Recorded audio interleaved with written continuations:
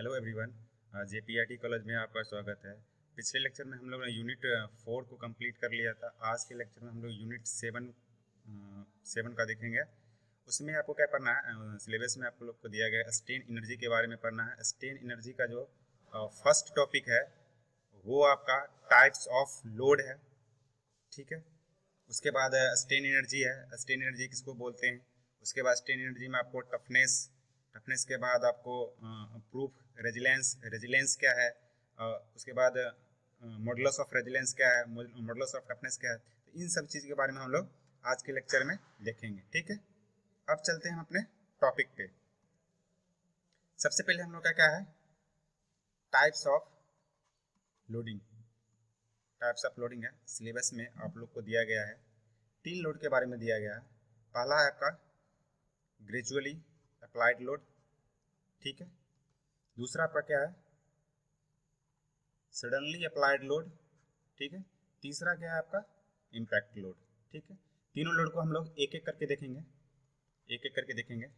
First आपका है gradual या ग्रेजुअली बोलो, दोनों बात बराबर ही है। ग्रेजुअली अप्लाइड लोड, ठीक है। इसको देखेंगे हम लोग।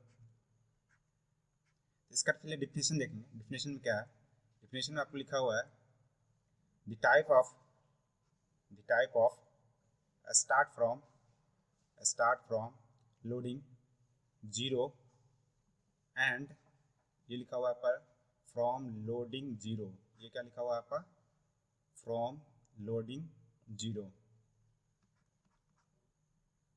ये आपको लिखा हुआ है फ्रॉम लोडिंग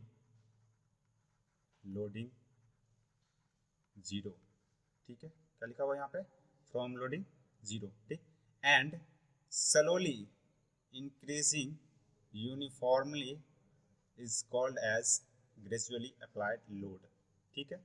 कहने का मतलब क्या हुआ,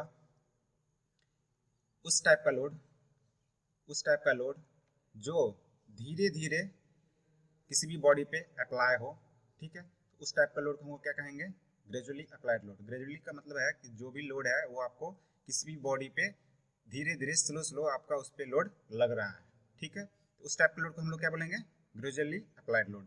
जैसे लोड एग्जाम्पल में दिया है, load applied in UTM machine में जो हम लोग स्पेसिमेन को टेस्ट के लिए डालते हैं, तो उसमें क्या करते हैं हम लोग, धीरे धीरे लोड उस पर अप्लाई करते हैं, धीरे धीरे लोड उस पर बढ़ाते हैं, ठीक है। तो उस टाइप का लोड को हम लोग क्या कहते हैं, ग्रेजुअली अप्लाइड लोड बोलते हैं। या फिर दूसरा एग्जाम्पल है आपका, जो कंस्ट्रक्शन वाला बिल्डिंग जो बनाते हैं हम लोग, जो कंस्ट्रक्शन ऑफ बिल्डिंग, जो हम लोग बिल्डिंग बनाते हैं, जो बिल्डिंग का जो लोड आपका जो सॉइल पे जो लगता है वो कैसा लोड है, वो आपका ग्रेजुअली लोड है। मतलब धीरे धीरे लोड लगता है। जो भी आपका लोड है वो आपका स्लोली आपका सॉइल पे बिल्डिंग का पूरा कंस्ट्रक्शन का लोड लगता है, ठीक है। उस टाइप के लोड को हम लोग क्या कहेंगे, ग्रेजुअली अप्लाइड लोड बोलेंगे, ठीक है। ग्रेजुअली अप्लाइड लोड में आपको एक ही पॉइंट याद रखना है कि कोई भी बॉडी पे अगर धीरे धीरे लोड लग रहा है तो वो लोड कैसा कहलाएगा, वो आपका ग्रेजुअली अप्लाइड लोड कहलाएगा, ठीक है। अब देखो सडन अप्लाइड लोड क्या होता है, ठीक है। जिसे डिफिनेशन लिखा हुआ है, डिफिनेशन देखते हैं पहले, उसके बाद फिर समझाएंगे आपको सडन अप्लाइड लोड क्या होता है। When load is applied instantaneous sorry instantly on a body, then it is called as suddenly applied load, ठीक है।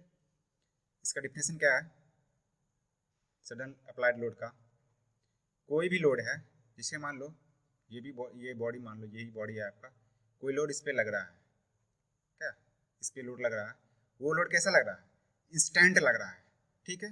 मान लो किसी, ये आपका बॉल है, यहाँ पे बॉल रख देती है, इस बॉल के कारण क्या हो रहा है, यहाँ पे सडन लोड लग रहा है, ठीक है, इंस्टेंट लोड लग रहा है। अगर किसी भी बॉडी पर इंस्टेंट लोड लगता है तो वो आपका सडन अप्लाइड लोड कहलाता है, ठीक है। जैसे कि आपका एग्जाम्पल हो जाएगा, जैसे आपका ट्रेन क्या है, ट्रेन मान लो कि ट्रेन आपका मूव कर रहा है, ट्रेन मान लो कि आपका स्टेशन पे पहुंचा, या स्टेशन का जो एंडिंग पॉइंट है वहाँ पे आपका पहुँच रहा है या किसी ट्रैक पे चल रहा है, तो वो ट्रेन क्या करता है, ट्रेन आपका सडन अप्लाइड लोड लगाता है। ठीक है, ट्रेन का व्हील जो होता है वो आपका पटरी पे या ट्रैक पे जो लोड लगाता है वो आपका सडन अप्लाइड लोड लगाता है। ठीक है, कहने का मतलब ये हुआ कि उस टाइप का लोड जब वो इंस्टेंट किसी एक बॉडी पे लगता है तो उस टाइप के लोड को हम लोग क्या बोलेंगे, सडन अप्लाइड लोड बनेंगे। ठीक, आप देखो इम्पैक्ट लोड, इम्पैक्ट लोड किसको बोलते हैं, पहले इसका डिफिनेशन देखते हैं। When load is allowed to fall from a certain height then it is called as impact load। ठीक है, इम्पैक्ट लोड को समझो, जैसे मान लो ये आपका बॉडी है, जैसे मान लो कि तुम क्रिकेट खेल रहे हो। ठीक है, क्रिकेट खेल रहे हो, तुमने बॉल को हिट किया, बॉल को हिट किया, बॉल को हिट करने के बाद कोई और प्लेयर क्या किया, वो कैच कर लिया, पकड़ लिया। ठीक है, तो वो क्या आता है, बॉल क्या करता है, बॉल आपकी जो हैंड है, हैंड पे वो आपका इम्पैक्ट लोड जनरेट करता है। ठीक है, इम्पैक्ट लोड, क्योंकि बॉल जो है एक सडन हाइट से आपके हाथ में आया है, आपने उसको कैच किया है, वो एक सडन हाइट से कैच किया है, तब जाके वो जो लोड अप्लाई करता है बॉल आपके हाथ पे जो लगाता है, उस लोड को हम लोग क्या बोलते हैं, इम्पैक्ट लोड। कहने का मतलब ये मान लो ये बॉडी है, ये मान लो का बॉल है, ये बॉल है आपका, ये बॉल है, ये बॉल किसी हाइट पे है, मान लो एच हाइट पे, ये बॉल मान लो एच हाइट से इस बॉडी पे गिरा। ठीक है, तो इस बॉडी के इस बॉल के द्वारा इस बॉडी पे जो लोड लगेगा, यहाँ पे जो लोड लगेगा, ठीक है, उस लोड को हम लोग क्या बोलेंगे, इम्पैक्ट लोड। ठीक है, इम्पैक्ट लोड और सडन लोड में डिफरेंस क्या होता है, इम्पैक्ट लोड सडन लोड में डिफरेंस क्या होता है कि मान लो कि कोई बॉल है, बॉल को मैंने अपने हाथ पे रख लिया, कोई बॉल है अपने हाथ पे रख लिया, तो ये जो बॉल लोड लगाएगा तो वो कहलाएगा सडन अप्लाइड लोड। ठीक है, बट यही बॉल आपको किसी हाइट से आके आपके हाथ पे लग रहा है या आप उसको कैच कर रहे हो या पकड़ रहे हो। ठीक है, तो वो जो हाइट वाला जो बॉल आपको लोड लगाएगा वो क्या कहलाएगा, आपका इम्पैक्ट लोड। वो क्या कहलाएगा, वो कहलाएगा आपका इम्पैक्ट लोड। ठीक है, तो सडन लोड और इम्पैक्ट लोड में आपको डिफरेंस समझ में आ गया होगा। ठीक है, अब देखो चलते हैं हम लोग नेक्स्ट टॉपिक पे। अगला टॉपिक क्या है आपका, अगले टॉपिक चलते हैं हम लोग स्ट्रेन एनर्जी। अब हम लोग स्ट्रेन एनर्जी के बारे में देखेंगे। स्ट्रेन एनर्जी आपका क्या होता है। ठीक है, पहले हम लोग डिफिनेशन देखेंगे, उसके बाद फिर समझेंगे।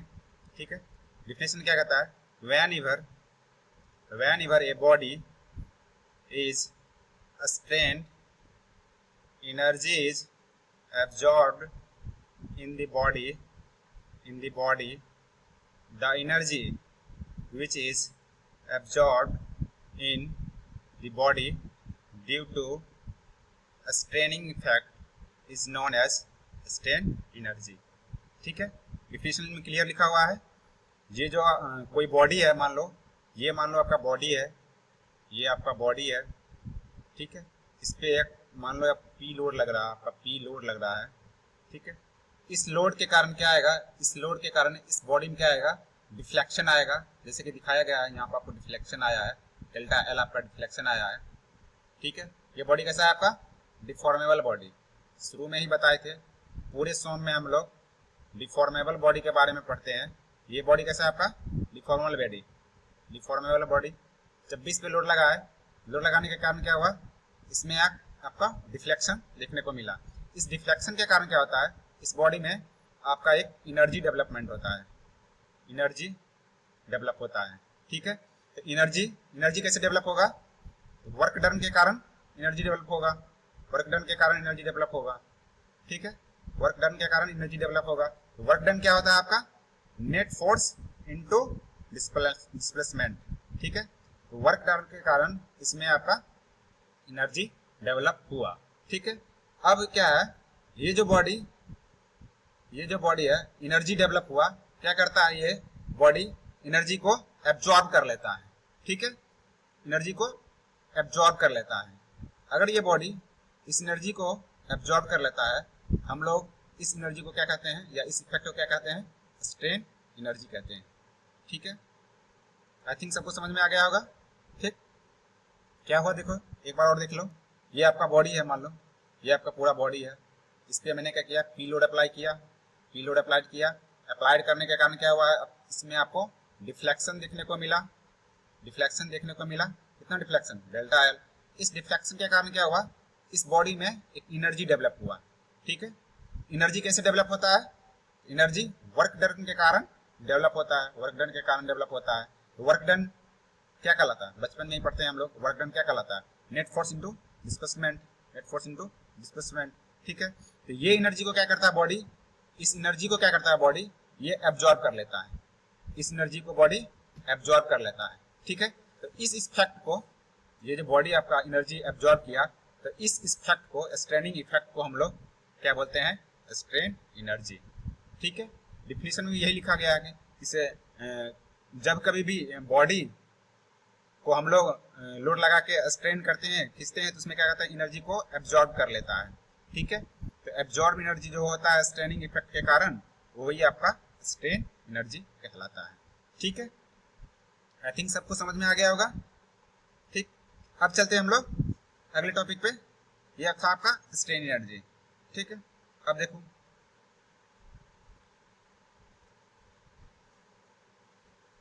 अब देखो हम लोग केस देखेंगे, स्ट्रेन एनर्जी का केस क्या है, स्ट्रेन एनर्जी का केस क्या है।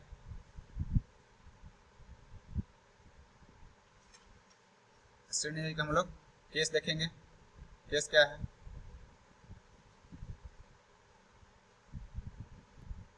ठीक है, अब देखो हम लोग चलेंगे, अब हम लोग रेजिलेंस के बारे में थोड़ा जानेंगे। रेजिलेंस क्या होता है आपका, रेजिलेंस के बारे में जानेंगे, रेजिलेंस के बारे में जानेंगे, रेजिलेंस क्या होता है आपका। पहले हम लोग डिफिनेशन देखेंगे, रेजिलेंस क्या है, the total strain energy stored in body is commonly known as resilience। Resilience किसको बोलेंगे, जब कभी भी आपका बॉडी पे हमने लोड अप्लाई किया, लोड अप्लाई करने के कारण क्या है, उसमें एक एनर्जी डेवलप हुआ। एनर्जी जो है, अगर मान लो टोटल एनर्जी को वो स्टोर कर लेता है। ठीक है, अगर बॉडी आपका जितना भी एनर्जी डेवलप हुआ, वो टोटल एनर्जी को बॉडी आपका स्टोर कर लिया, तो वो आपका क्या कहलाएगा, रेजिलेंस कहलाएगा। ठीक है, नेक्स्ट अगला डिफिनेशन देखो क्या है, whenever straining force is removed from a strain body, the body is capable doing work. जब बॉडी पे हम लोग फोर्स लगाते हैं, फोर्स लगाने के कारण क्या होता है, डिफ्लेक्शन होता है। डिफ्लेक्शन के कारण बॉडी में क्या आता है, एनर्जी डेवलप होता है। जब हम लोग उस फोर्स को रिमूव कर देते हैं, ठीक है, रिमूव करने के कारण क्या होता है, उस बॉडी में वर्क डन जनरेट हो जाता है। ठीक है, उसके बाद फिर से देखो अगला डिफिनेशन क्या लिखा है, resilience is also defined as, ये दूसरा डिफिनेशन है, capacity of strain energy, capacity of strain energy body for doing work on removal of straining force. ठीक है, अब देखो रेजिलेंस क्या होता है, अब इसे समझो, ग्राफ से थोड़ा समझो क्या होता है रेजिलेंस। जैसे मान लो